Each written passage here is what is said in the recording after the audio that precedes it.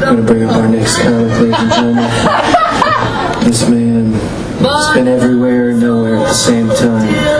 He can fill your mind and heart and spirit with nothing but pure joy and energy. I want to clap your hands and show some love for the very funny Charles Ives, everybody. Clap your hands for Charles Ives.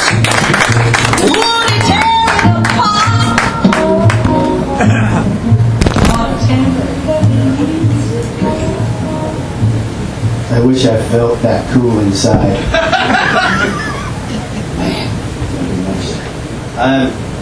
My name is Charles Ives, which is plural for Charles Ive.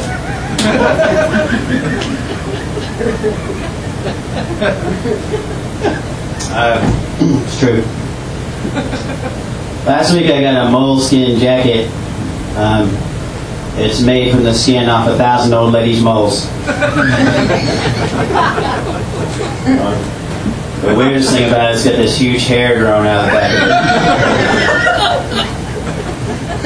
I still wear it though. It's dedication. Do you think someday, when giant hermit crabs rule the earth, do you think they'll pick our skulls up off the ground and be like, "Hey honey, you can hear the ocean"? Because that's what I'd do if I were a giant hermit crab ruling a planet. For sure. Sometimes I think it must be frustrating to be the beach, because the ocean's always slapping the beach. It's like, "What's up, beach? You ain't nothing but a beach, beach." The ocean always be beach slapping the beach. You know? It's true. On the other hand, I think it's probably really frustrating to be the ocean when it comes to really tall, rocky cliffs. And I think probably too there's a difference between young water and really old water. And young water's like, "This is so stupid. We don't even do anything. This is so dumb. I hate this." And the old water's like, "Hey, relax. We've already taken 2 inches off that cliff and it's only been 2 million years." So stupid. Being an ocean's so dumb. God.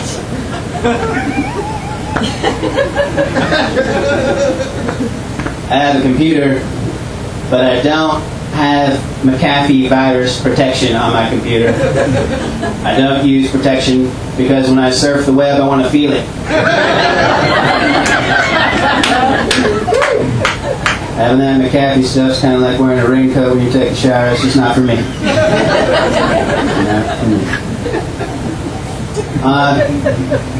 It'd be pretty weird if computers were made out of cheetahs. It'd be kind of weird.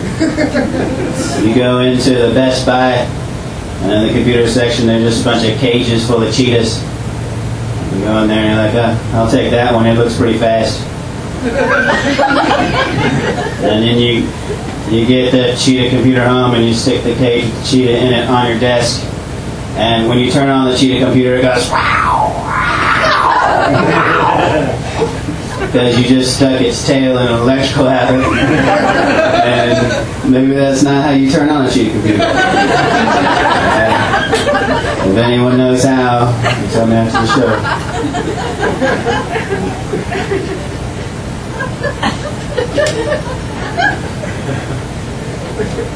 You think they make long underwear for midgets? Because I don't think they do. Oh wait, I've got one. Why can't midgets work on a farm? Alright. Actually, I can't really think of a reason why they couldn't.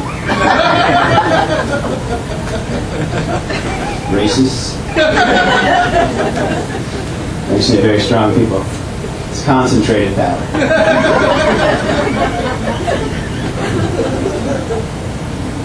Does anyone here have a star named after them? Anyone? Yeah? You don't have a star. You do? Do you know where it is? In space. Indeed. Well, typically people don't answer to that. So I just go on. But thank you, Chuck. I had never really actually met anyone But when I first heard about the Star Registry business, like this sci-fi movie trailer went through my head, and it was like, every generation a starman is born. And only he has the power to name the stars. And then plot and action and explosions. Oh, here.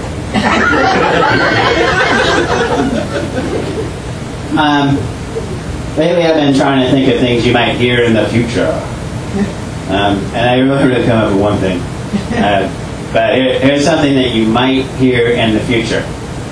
Man, them cyborgs just as soon kill you with their laser shooting eyes as give you the time of day. But they make some damn good fried chicken. So I'll go into their neighborhoods and eat it. Thank you. Well, from time to time I like to go to a magical place called Imagination. So maybe you can tell. And sometimes I try to imagine that we're all bobbleheads, and instead of having bobblehead statues, we have stiff-head statues. And I further imagine that I'm the first of my friends to get a stiff-head statue, and I'm explaining to them what a stiff-head statue is. And I'm like, oh yeah, I got this stiff-head statue of Barry Bonds, and I stick it on the dashboard of my car, and every time I go over a bump, it does this. It's crazy! And my friends are like, I do it again! I like it, does it! Ow!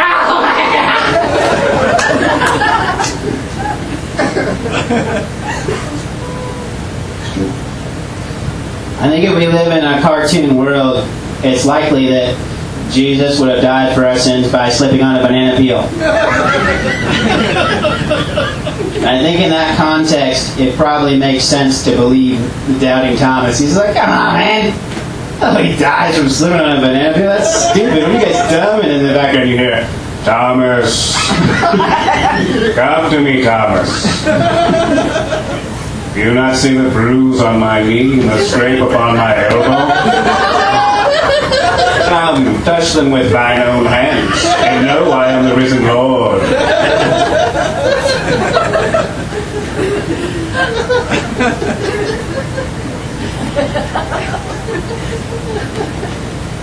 When God does acid, do you think he sees himself? Or maybe he sees me. He's like, Charles, oh man, where am I? Like, you're everywhere, man, relax. When you're late for something, because you're not, you're already there. And that's the cool thing about being God, is that you're never late for anything, amongst lots of things. You're never late. I think the only thing that God was ever late for is coming back. Which kind of makes me think he's a procrastinator, and he's up there and he's like, I could go back today. I just don't feel like it, man. I just want to hang around my house next to the organ. Maybe do something relaxing like smite some adulterers. Just chill out. But if you're a God, like, why wouldn't you do drugs? Like, who are you going to get in trouble with? Like, were you really hard on yourself? Like, you gotta stop this! What about your future?